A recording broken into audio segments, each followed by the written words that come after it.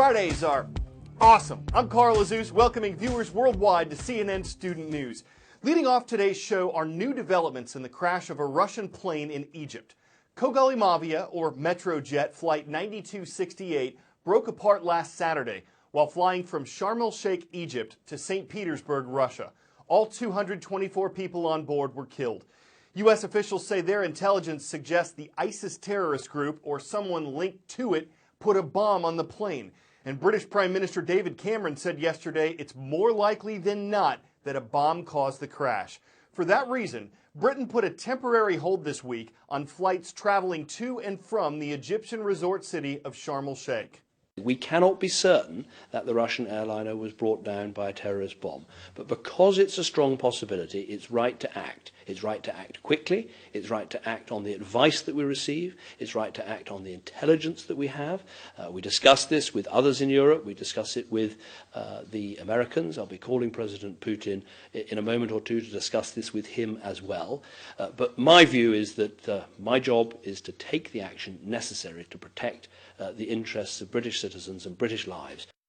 As a result of that and other flight suspensions, thousands of tourists were stranded in Egypt this week.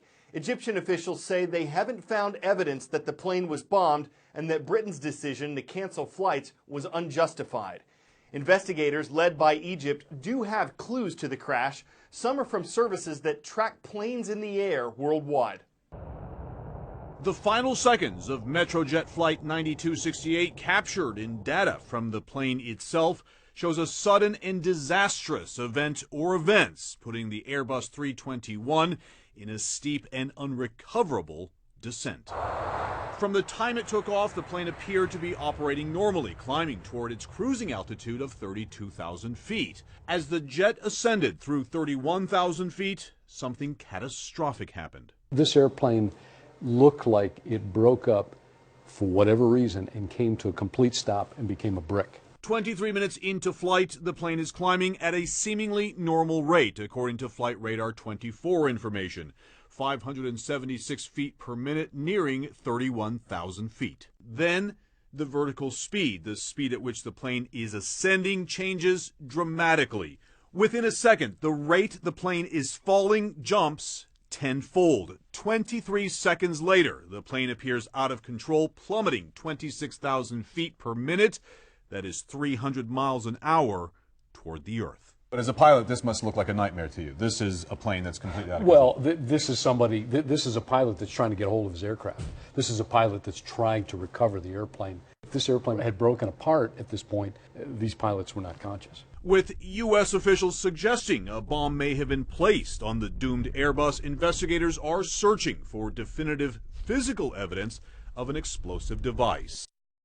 The nation of Myanmar, also known as Burma, is holding a major election on Sunday. Tens of millions of voters are heading to the polls in what amounts to their first free election in decades. Aung San Suu Kyi has a role in this. She's a Nobel Peace Prize winner and an incredibly popular figure in Burmese politics.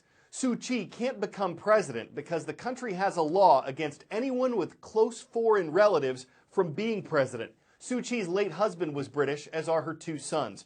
But if her political party, the National League for Democracy, wins on Sunday, Suu Kyi says she could be above the president, meaning she could essentially have the power to lead her country. Aung San Suu Kyi is arguably one of the most loved people in Myanmar, and a big part of the affection that people have for her has to do with her father. Her father was Aung San, a military officer who helped fight for Burma's independence after being a British colony for about a century.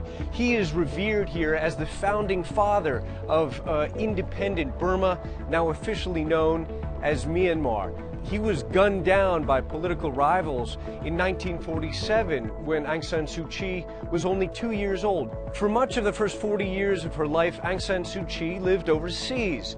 It wasn't until 1988 that she really moved back to Burma. That opened up the launch of her political career. In 1990, Aung San Suu Kyi led a newly founded party, the National League for Democracy, in elections. And by all accounts, her party won. But then the military rulers of this country, they annulled the results. they placed Aung San Suu Kyi under house arrest for much of the next 20 years. In 2010, Aung San Suu Kyi was released from house arrest. It was part of a transition to a civilian system of government. Aung San Suu Kyi and her party were allowed to compete in by-elections in 2012, and they won dozens of seats in parliament. Among the electoral victories there was Aung San Suu Kyi herself. Aung San Suu Kyi is a living symbol of this country. Part of the respect that people have for her is due to the sacrifices she made that were shared by many people in this country during decades of strict authoritarian military rule. NASA's giving folks a new perspective of the sun in 4K. It's very high resolution video. Scientists got it by recording 10 wavelengths of ultraviolet light. Someone knows what that means. Here are 5 fun and fascinating facts you might not know. 1. The sun is huge. Researchers say it composes more than 99% of the mass in our solar system. They also estimate that more than 1 million Earths would fit inside the sun. Hold on for this one. No matter where you're watching our show, you're hurtling around the sun at more than 66,000 miles per hour. And as far as shapes go, the sun's the most perfect natural sphere that scientists have ever seen. Finally, it's hot, but not as hot as lightning. Researchers think the sun's surface is only about 10,000 degrees Fahrenheit, while lightning can measure 53,000 degrees. But they say the sun's core is 27 million degrees. There's a great debate taking place over whether a hot dog is a sandwich. Though no one ever says, I'm going for a hot dog sandwich. Still, what's not debatable is that Americans eat a lot of them, about 20 billion hot dogs per year on average, which works out to more than 60 hot dogs per person per year. So it might come as no surprise that in 1969, man's first meal on the moon included hot dogs. Hot diggity dog, that's random!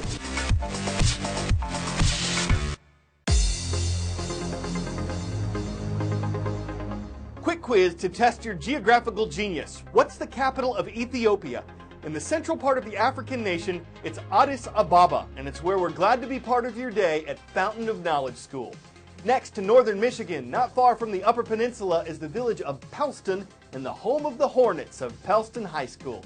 And we're wrapping things up in Elizabethtown, a city in Kentucky, where the Bulldogs are guarding John Hardin High School. We already told you what's random today, but this qualifies too. It's a skunk doing a handstand. You know that to defend themselves, skunks spray stank. But for spotted skunks, this is not totally unusual behavior. Before spraying, they sometimes do a handstand. It's their way of trying to intimidate any potential predators. Apparently, this skunk mistook a wildlife camera in Arizona's Saguaro National Park for a predator. And he was showing off his gymnastics. It takes balance beaming spray, enough to give anyone a layout, to knock them on the floor, to make them want to split. The stink a skunk's stink raises hits a high bar, the sharp stench simply sending senses of sense cartwheeling. I'm Carl Azus for CNN Student Pews. If you'd like to weigh in on the hot dog sandwich debate and you're already on Instagram, instagram.com/CNN Student News. Have a great weekend.